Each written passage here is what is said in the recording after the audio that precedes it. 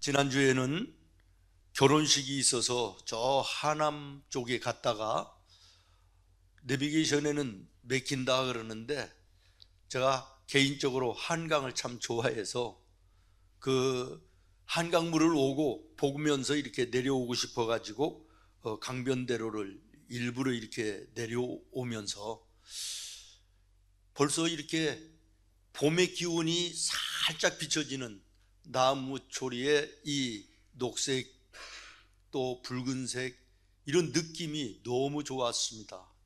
또 그 한가로운 한강에 유람선도 떠가더라고요. 또 어떤 곳에 보니까 벌써 어떤 사람들이 그 수상스키라고 그러나요?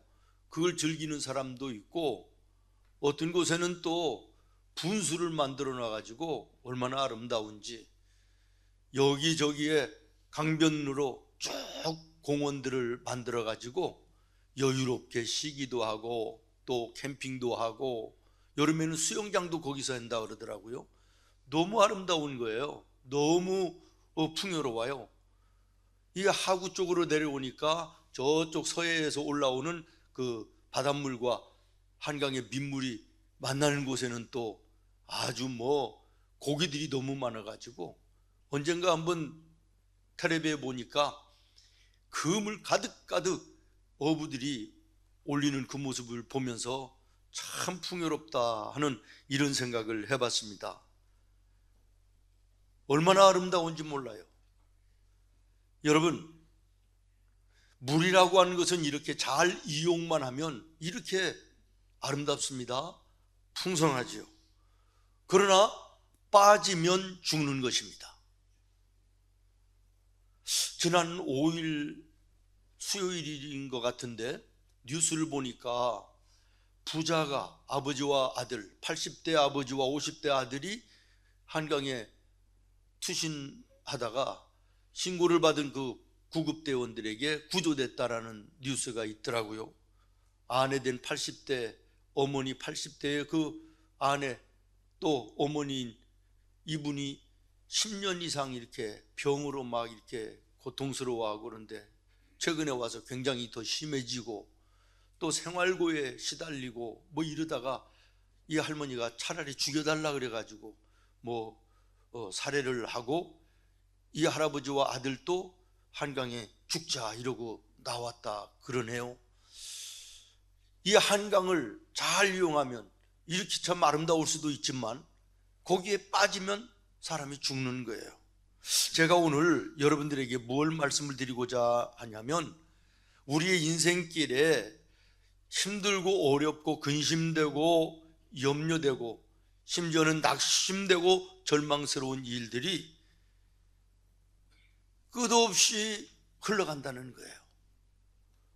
그러나 그 끝없이 흘러가는 인생 속의 어려운 모든 것도 잘 믿음 안에서 이용하면 복되고 풍성한 인생으로 바꿀 수 있는 것인데 여기에 많은 사람들이 빠져서 인생을 허우적거리고 인생을 그야말로 우울하고 고통스러운 하루하루를 살아가는 이런 사람들이 너무나도 많이 있다라고 하는 것입니다.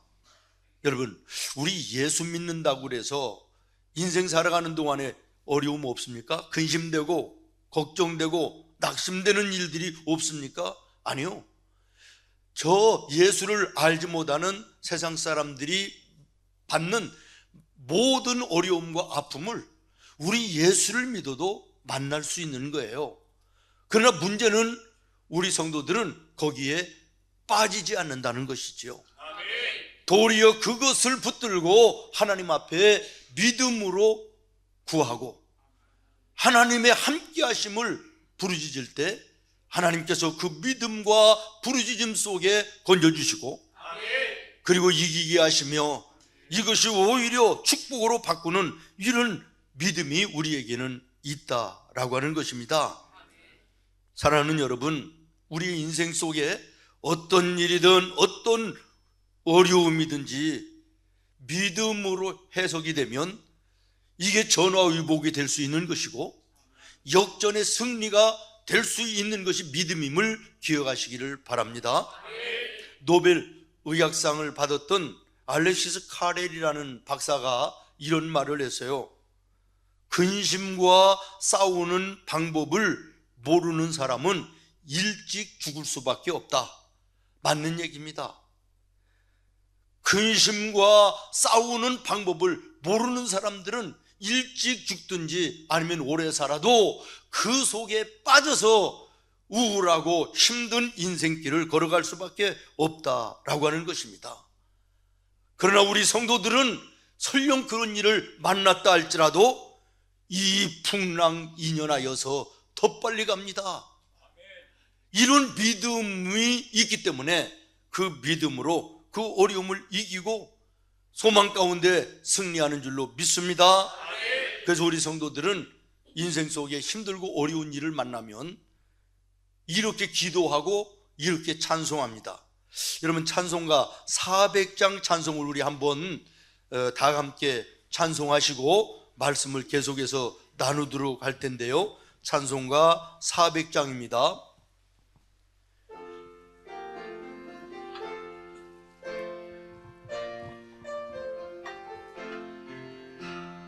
험한 시험 물속에 나를 건져주시고 나를 건져주시고 노한 풍만 지나도 나를 숨겨주소서. 주여 나를 돌보시사 거의 품어주시고 험한 풍파 지나도록 험한 풍파 지나도록 나를 숨겨주소서. 나를 숨겨주소서. 권세 등력 무하나 모든 시험 이기고 모든 시험 풍랑까지 다스리는 풍랑까지 다스리는 주님 앞에 비오니 주님 앞에 비오니 3절입니다. 죄악길에 죄악길에 빠지니 캄캄한 데 헤매며 캄캄한데 부르짖는 나의 통 부르짖는 나의 들으소서 내 주여. 들으소서 내 주여. 주여 나를 돌보시사 고이 품어주시고 험한 풍파 지나도록 나를 숨겨주소서.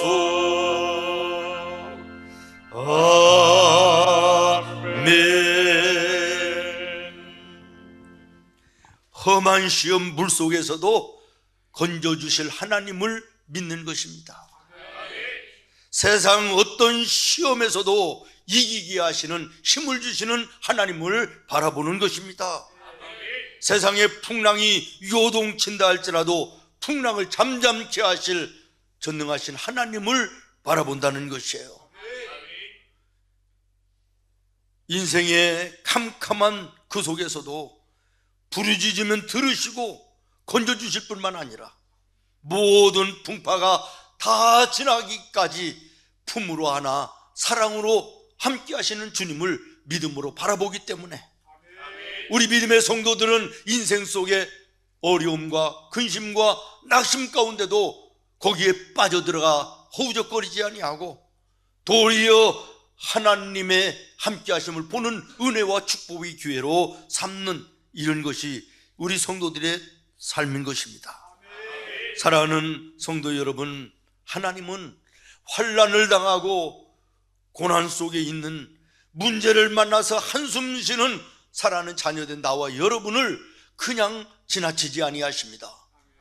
우리의 모든 것을 보시고 우리의 모든 것을 들으시고 찾아오시고 건져내어 주시고 위로하여 주시며 힘과 용기를 주시고 능력을 주셔서 이기게 하시는 하나님이신 것입니다. 오늘 본문의 말씀이 무엇입니까? 언뜻 이해하기가 좀 어렵습니다. 이 말씀을 제자들에게 하실 때 제자들도 이게 무슨 말인가 잘 이해가 안 됐습니다. 그런데 이 말씀이 뭐냐 그러면 예수님이 이제는 십자가에 죽어야 될 날이 가까이 온다. 나는 이제는 십자가를 지게 될 것이다. 이렇게 말씀하십니다. 그러나 내가 몇 날 가지 않아서 다시 살아나서 부활하여 너희들의 기쁨이 될 것이다 라고 하는 예수님의 십자가와 예수님의 부활에 대한 말씀을 주시는 것이에요. 오늘 나와 여러분, 예수님의 십자가에 왜 무엇 때문에 돌아가셨으며 예수님의 부활이 나와 어떤 관계가 있는가를 깨달아 아는 사람들이 되기를 바랍니다. 오늘 본문에서 예수님이 제자들에게 말씀하시는 것은 너희가 십자가의 나의 죽음과 다시 부활하는 이 부활의 비밀을 너희가 깨닫게 된다면 내가 너희들에게 이것을 약속한다. 그리고 말씀하시는 것이 24절입니다. 여러분 24절 같이 읽겠습니다. 시작. 지금까지는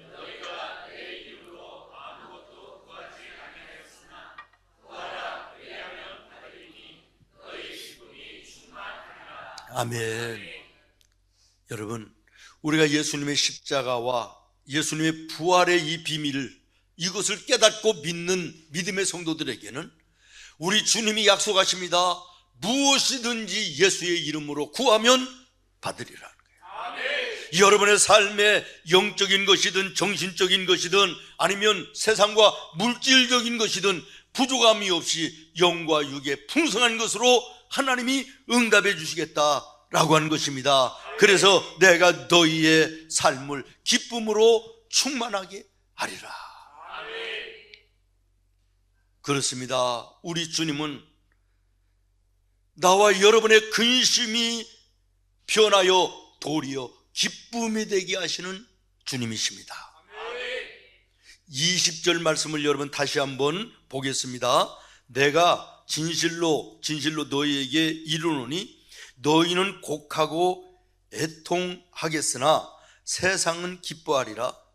너희는 근심하겠으나 너의 근심이 도리어 기쁨이 되리라. 예수님이 십자가를 지시는 이 모습을 보면 너희들은 애통하고 슬퍼하겠지만 나를 반대하고 나를 핍박하는 저 세상 사람들은 기뻐하며 즐거워할 것이다. 그러나 내가 사망의 권세를 이기고 부활하는 그날 너희들의 애통은 변하여 기쁨이 될 것이고 저들의 기쁨은 변하여 눈물이 될 것이다 라고 하는 말이에요.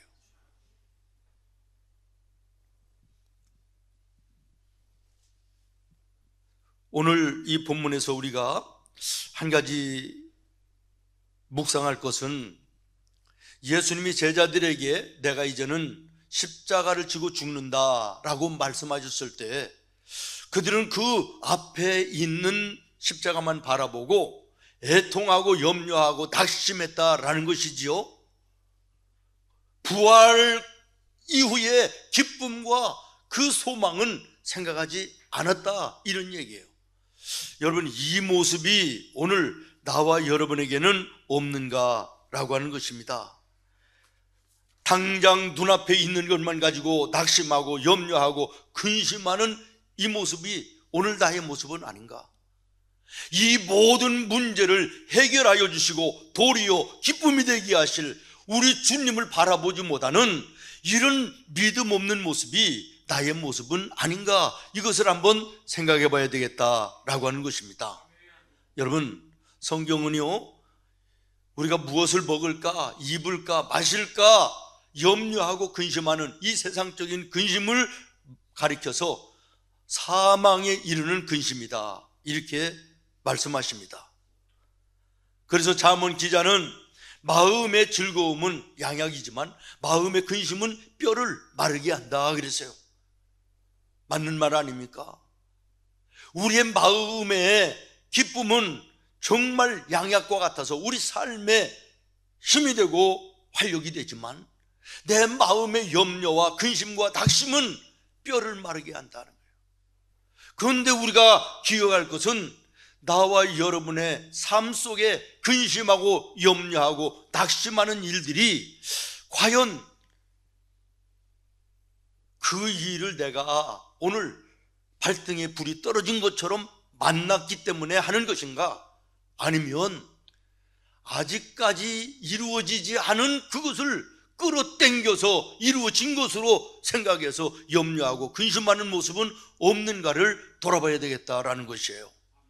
심리학자들의 이 얘기를 들어보면요, 80% 90%가 아직 이루어지지 않았는데 미리 땡겨서 염려하고 근심하는 것이 80% 90%라는 거예요.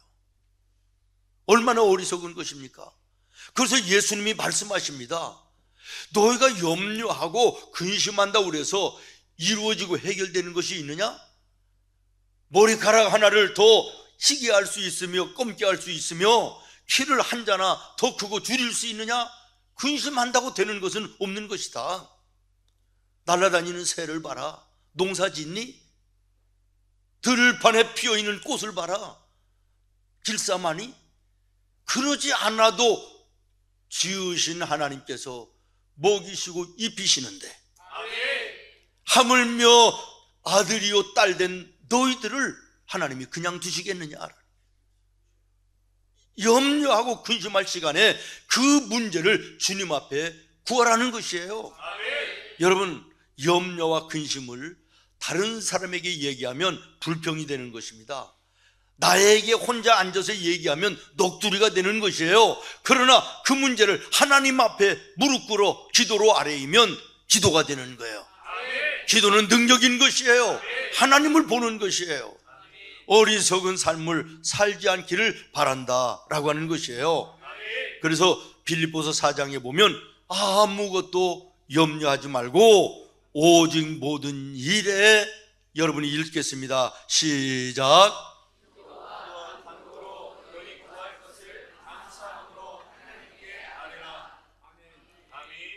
그리하면 모든 지각에 뛰어나신 하나님의 평강이 그리스도 예수 안에서 너의 마음과 생각을 지키시리라. 여러분, 성경을 보십시오.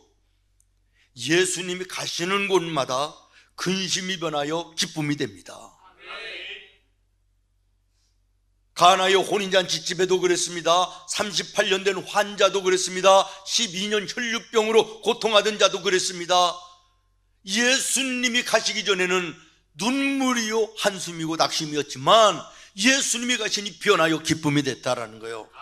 심지어는 죽음으로 애통하는 가정에도 예수님이 찾아가시면 생명으로 바뀌어지는 역사 속에 눈물이 변하여 찬송이 되고 기쁨이 되는 놀라운 역사가 있습니다. 여러분 마음에, 여러분 집에, 여러분의 인생 속에 오늘 혹시 어두운 근심과 염려와 걱정거리들이 있습니까? 예수님이 오시면 되는 거예요. 예수님이 함께 하시면 되는 거예요. 풍랑이는 바다에 예수님이 타시니 풍랑이 잠잠게 되었더라. 인생의 풍랑을 잠잠케 하시는 창조주이신 하나님이 나와 여러분의 하나님이십니다. 우리의 아버지가 되십니다. 나와 여러분은 그분의 아들이요 딸이 된 것입니다. 그런데 여러분 왜 염려하고 근심하고 걱정하고 주저만 앉아있는 것입니까? 도리어 기쁨이 되게 하시는 주님 앞에 가지고 나오시기를 바라고 구하여 하나님의 함께 하심을 보는 우리 성도들이 되기를 예수님의 이름으로 축원합니다.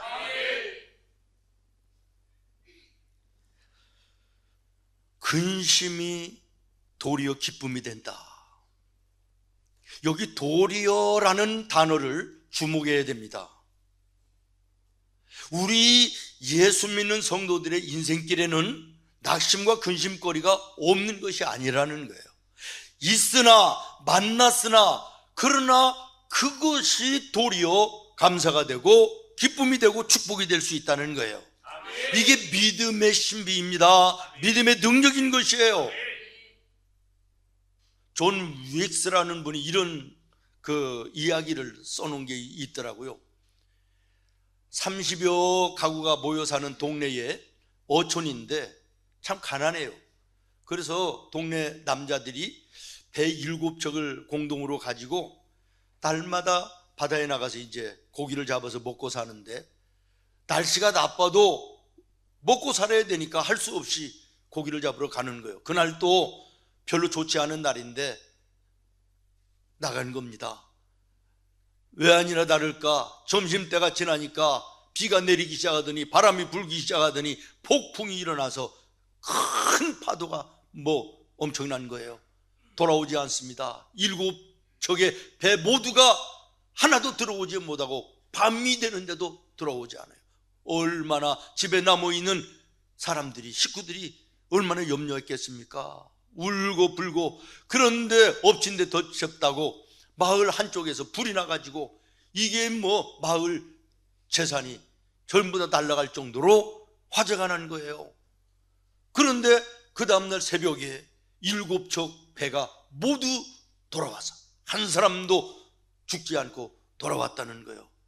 그러면서 하는 얘기가 뭐냐면 풍랑 속에 방향을 잃어버리고 있는 그 죽음의 위기 속에 불기둥이 보이는 그 불기둥 때문에 방향을 잡고 왔다는 거예요.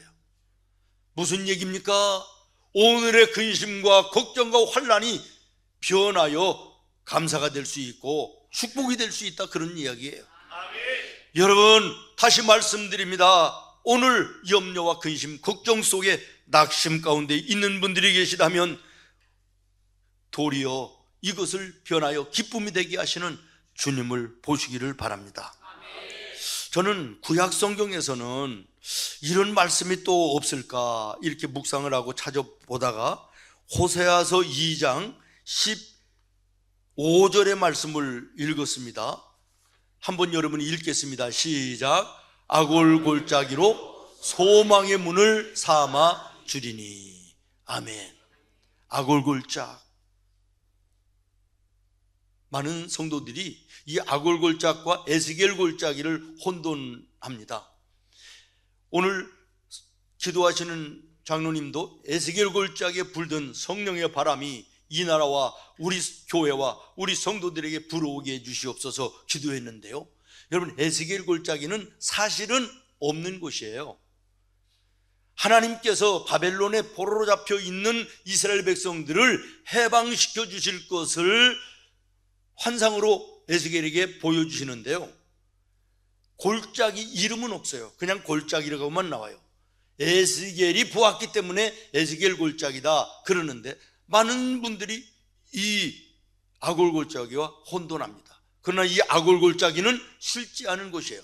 예루살렘에서 여리고로 내려가는 중간 부분에 있는 아주 꾸불꾸불하고 험하기 이를 데 없는 골짜기가 아골 골짜기였다 그럽니다.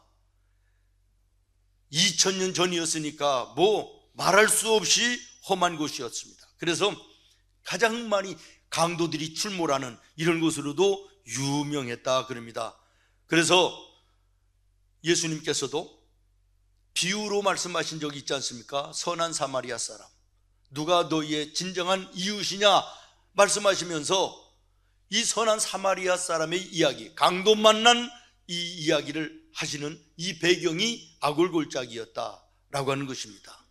이 아골이라는 뜻은 히브리어로 고통, 괴로움, 그런 의미가 있다 그래요. 그래서 지금도 이스라엘 사람들에게 아골 골짜 그러면 죽음의 골짜기, 고통의 골짜기, 눈물의 골짜기, 이렇게 대명사처럼 불리운다 그럽니다. 여호수아서 7장에 보니까 여호수아는 패망의 골짜기가 아골 골짜기였다라고 말해요. 우리가 부르는 그 복음송가에도 아골 골짝 빈들에도 복음 들고 찾아가서 이런 가사도 있지 않습니까? 어쨌든 아골 골짝은 그야말로 고통, 죽음, 그리고 눈물의 골짜기, 그것을 말하는 거예요. 여러분, 이스라엘에게만 아골 골짜기가 있는 것입니까? 아닙니다. 오늘 우리의 인생에도 아골 골짝들이 크고 작게 얼마나 많이 있습니까? 오늘 이 아침에도 예배하는 우리 성도들 가운데 가정에서도 인생 속에서도 아골 골짝 같은 괴로움과 또 슬픔과 아픔과 낙심과 근심의 골짜기들이 많이 있습니다. 그러나 분명한 것은 하나님은 이 아골 골짜기에 소망의 문을 내시는 분이다 라고 하는 것입니다. 오늘 모쪼록 오늘 이 예배를 통하여 이 아굴골짝 같은 인생을 만나 힘들고 어려운 성도들이 있을지라도 여기에서 소망의 문을 내시는 우리 하나님을 바라보고 계시기를 바라고, 여러분에게 그 소망의 문이 희망이 되기를 바랍니다. 그리고 그 소망의 문으로 여러분들이 들어가는 은혜가 있기를 바랍니다. 그래서 아굴이 변하여 소망이 되고 근심이 변하여 도리어 기쁨이 되는 놀라운 주님을 경험하는 은혜의 아침이 됐으면 좋겠습니다. 여기 아골골짝이 그럴 때요, 아무에게나 그런 곳을 소망의 문이 되게 하시는 이거는 아닙니다. 이 말씀의 배경이 여호수아서 7장 말씀인데, 우리가 잘 아는 아이성 전쟁의 배경을 가지고 있습니다. 이스라엘 백성들이 그 철옹성 같은 여리고성을 하나님의 은혜로 싸우지도 않고 자기들이 힘을 들이지도 않고 하나님의 은혜로 이겼어요. 그리고 나서 그 다음에 아이성이 앞에 있는데 그 아이성 싸움에는 패배를 했어요. 왜 그러냐 그러면, 우리가 아는 것은 아간이라는 사람이 이 아이성 전투에서 얻어지는 어떤 것도 가져서는 안 된다 그랬는데, 아간이 물건을 훔친 거, 이것 때문이라고 그것만 알고 있습니다. 그러나 그것도 그것이지만 또 하나는 뭐냐, 이스라엘 백성들이요 하나님 앞에 교만했다는 거예요. 여호수아서 7장에 보면 뭐라고 말씀하시냐 그러면요, 저 여리고성도 우리가 이겼는데 아이고 저 조그마한 아이성은 많은 사람이 갈 필요도 없다, 2-3천 명만 가자, 이렇게 얘기를 해요. 여기에는 무슨 뜻이 있느냐, 자기들이 힘이 있고 능력이 있어서 여리고 싸움에서 이긴 것으로 착각하고 있다는 거예요. 자만하고 교만하고 있다는 거예요. 이것 때문에 전쟁에 패배했다는 것이고, 또 하나는 아간이 범죄한 것을 들키고 드러나서 그 아간뿐만 아니라 온 가족이 처형을 당했는데 그곳이 어디냐, 아골골짝이었다는 거예요. 무슨 말이냐, 사랑하는 성도 여러분, 아무에게나 아골골짝이 변하여 소망이 문이 되게 하시는 것이 아니라 하나님 앞에 겸손해야 된다는 거예요. 내 힘으로 내 능력으로 세상을 산다라고 하는 자만과 교만을 버려야 된다는 것이에요. 하나님이 도와주셔야 됩니다. 하나님이 함께 해주셔야 됩니다. 하나님께 겸손하고 내 삶에 잘못됨이 없는지, 아간 같은 그 주님 앞에 범죄함이 없는지 돌아보고 회개하는 자들에게 하나님은 환난 가운데서도 소망의 문을 허락하신다는 거예요. 말씀을 마치려고 합니다. 사랑하는 우리 성도 여러분, 주님을 붙드시는, 주님 안에 거하는 우리 성도들이 되기를 예수님의 이름으로 축원합니다. 인생이 아무리 힘들고 어려워도 아골골짜기 같을지라도 주님 안에 거하면 주님이 함께 하십니다. 주님을 부르면 주님이 들으시는 것입니다. 그래서 근심이 변하여 기쁨이 되게 하시고 아골이 변하여 소망의 문이 되게 하심으로 오늘 말씀에 있는 것처럼 여기에서 얻어지는 그 기쁨은 22절에 보니까 세상이 빼앗아갈 수 없는 기쁨으로 충만한 삶을 약속하고 계신 것입니다.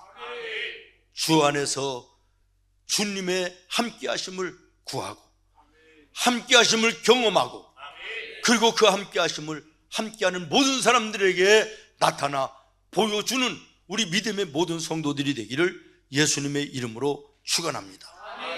기도하겠습니다.